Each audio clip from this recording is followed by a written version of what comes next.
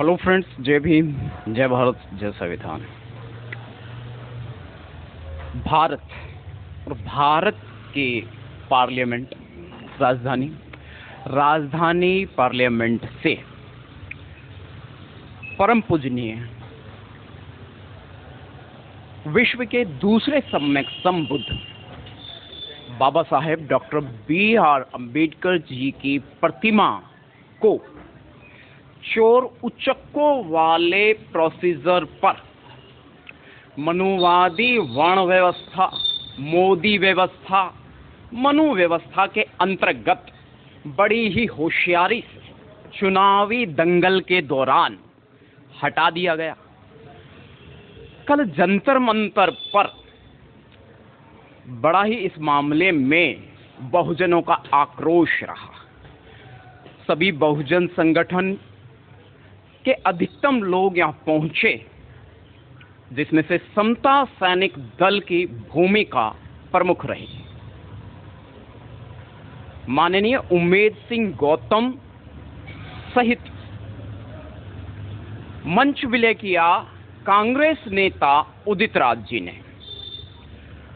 बहुजन समाज के जानी मानी हस्तियों ने मनु व्यवस्था, मोदी व्यवस्था पर जमकर प्रहार किया, जमकर नारे लगाए, खुले मन से मोदी व्यवस्था, मनु व्यवस्था को धिक्कारा।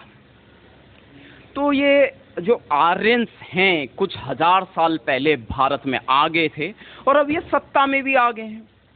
वैसे तो ये हमेशा ही रहे हैं।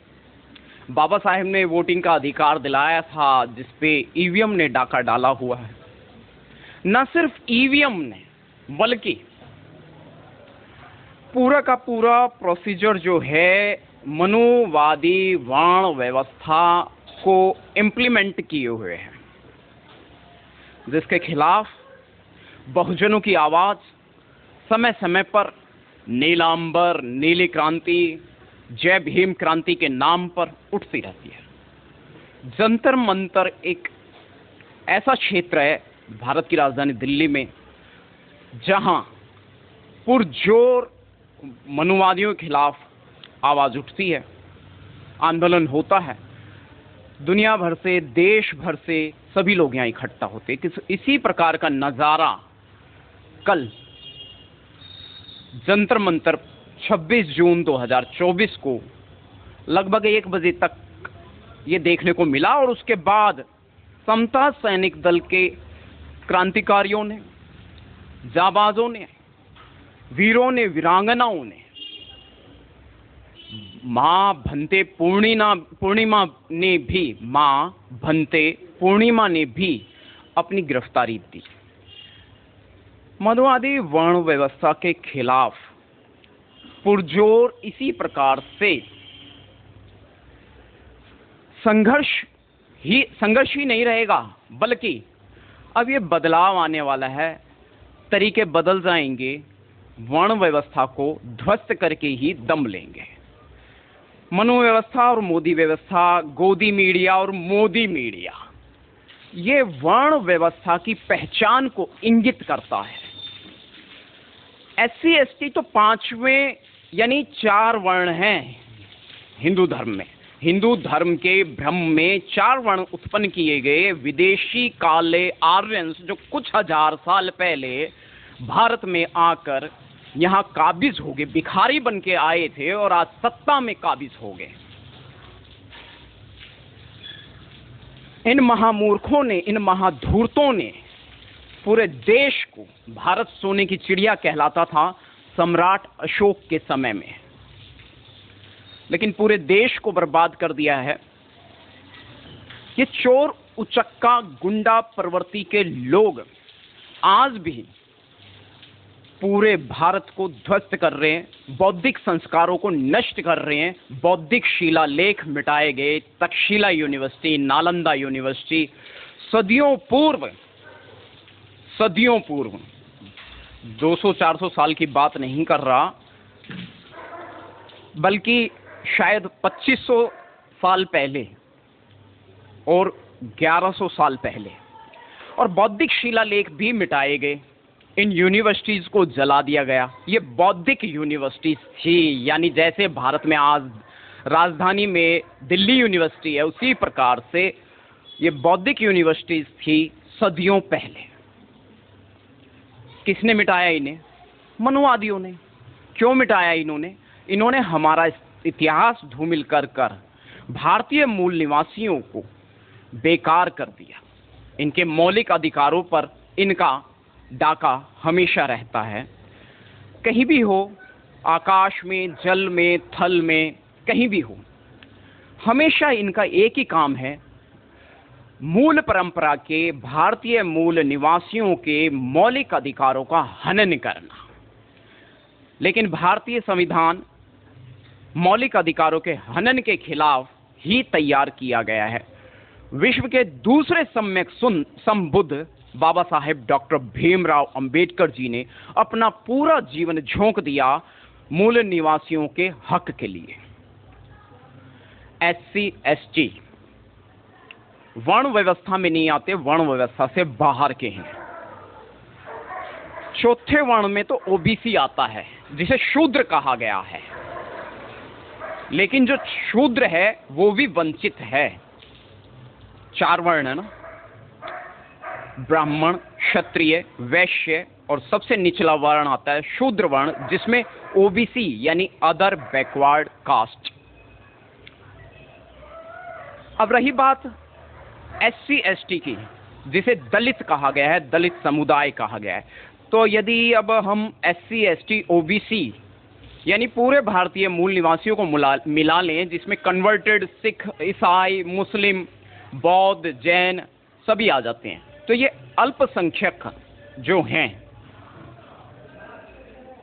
SC ST OBC और माइनॉरिटीज, ये सभी लोग के मौलिक अधिकारों का हनन होता है। लेकिन इसके खिलाफ संविधान काम करता है। लेकिन संविधान के रहते भी EVM है और मोदी व्यवस्था काबिज हो चुकी है। सत्ता में मोदी की हैट्रिक। कौन सी हैट्रिक भाई?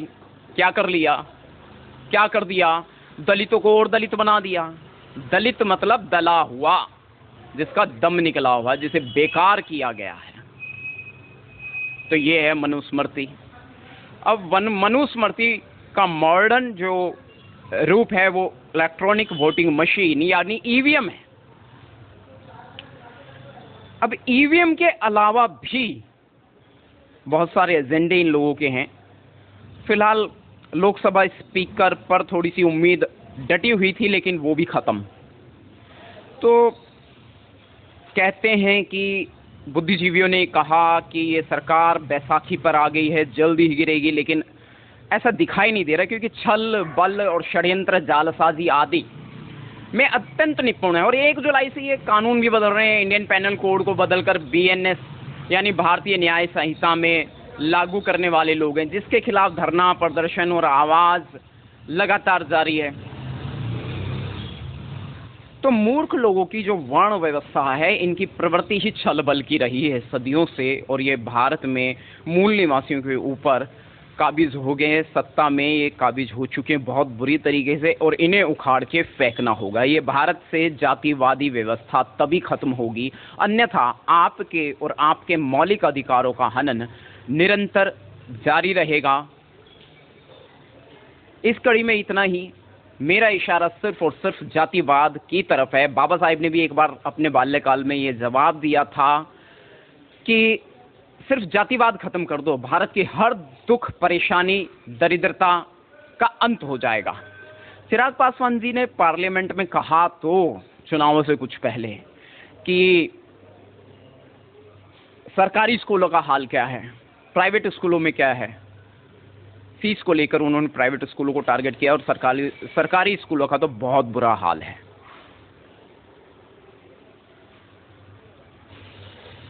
तो आप लोगों से छिपा हुआ नहीं है। फिलहाल जय भीम संसार यूट्यूब चैनल की इस कड़ी में इतना ही।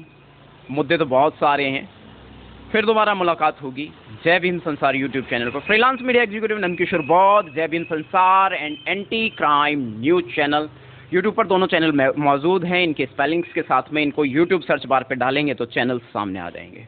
और हाँ, कल जो पराक्रम हुआ है बहुजनों के बीच में और बहुजनों के खिलाफ, जो पुलिस प्रशासन, पुलिस बल जो मौजूद था, उन्होंने लोगों के ऊपर बैरिकेड्स उठाकर फेंका। तो सिर्फ मैं ही नहीं, वहाँ कम से कम 50 सोशल मीडिया थी और सोशल मीडिया ने इस पूरा हमला को रिकॉर्ड किया है। बाबा साहेब की पार्लियामेंट से प्रतिमा को चोरों की तरह हटा देने वाला समुदाय के खिलाफ ये विरोध प्रदर्शन था और बाबा साहेब की प्रतिमा वहीं स्थापित की जाएगी पुनः, इसी बात को लेकर ज्ञापन दिया गया, पार्लियामेंट की तरफ कूच किया गया। लेकिन पहले ही जो है प्रशासन ने अपनी दबंगी दिखा दी और मौलिक अधिकारों को फिर से पतन कर दिया। लेकिन कुछ भी हो, लोग मर जाएंगे, मिट जाएंगे, कुछ भी करने को तैयार हैं, लेकिन बाबा साहिब की प्रतिमा तो वहीं लगेगी जहां से हटाई गई है। गांधी की प्रतिमा से हमें कोई मतलब नहीं है। गांधी ने तो SC ST का आमरण अनशन करके बाबा साहिब से अधिकार छीने थे, इसलिए गांधी हमारे लिए तो उतना पूजनीय नहीं है, लेकिन और समुदाय का है। लेकिन SC ST के लिए बाबा साहेब परम पूजनीय हैं। तो बाबा साहेब की प्रतिमा पार्लियामेंट से हटाई गई, ये किस बात का संकेत देती है? ये सवाल, ये प्रश्न चिन्ह, क्या ज़रूरत ऐसी पड़ गई कि बाबा साहेब की प्रतिमा को पार्लियामेंट से गुपचुप तरीके से चुनावी दंगल के दौरान हटा दिया गया? तो ये बड़ा महत्वपूर्ण विषय है और मनुवादियों की इस गहरे षड्यंत्र को समझने की बहुत ज़्यादा ज़रूरत है। मनुवादियों के ऊपर संविधान हावी रहेगा। हमने पहले ही कह दिया कि संवैधानिक स्तर पर और मानवता के स्तर पर भारी पड़ेगा मोदी व्यवस्था को, मनु व्यवस्था को, वरना हक अधिकार रोंदने की और मौलिक अधिकारों के संरक्षण जाने के खिलाफ जाने की कोशिश ना करें, दुस्साहस ना करें, अन्यथा परिणाम भुगतने होंगे। ये तो कल समता सैनिक दल के कमांडर्स ने भी कहा है जंतर मंतर से कि अब इसके बाद चेता देना हमारा फर्ज है। इसके बाद क्या होगा, इसके लिए सरकार जिम्मेदार होगी।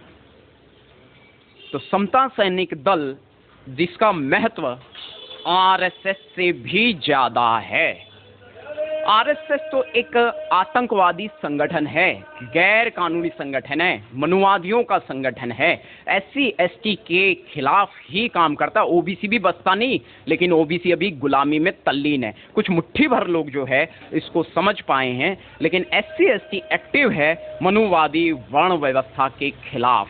लगभग 40% तो एक्टिव हैं, जो 60% रह गए वो बहकाए हुए हैं, लेकिन वो भी जल्द ही अपने बाबा साहेब की तरफ आ जाएंगे, भारतीय संविधान की तरफ आ जाएंगे। तो मुद्दे बहुत सारे हैं, कभी ना खत्म होने वाले मुद्दे, और मनुवादियों ने, मनु व्यवस्था ने, मोदी व्यवस्था ने एक तरीके से बहुजन लोगों को, बहुजन समाज को ललकारा है। उनके शांत रहने वाली प्रवृत्ति को उकसाया है, भड़काया है।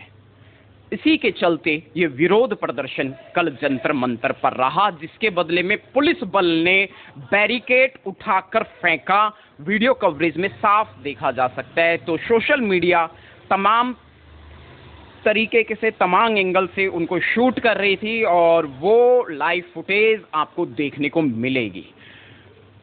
बैरिकेड्स को उठाया गया और प्रदर्शनकारियों पे फेंका गया।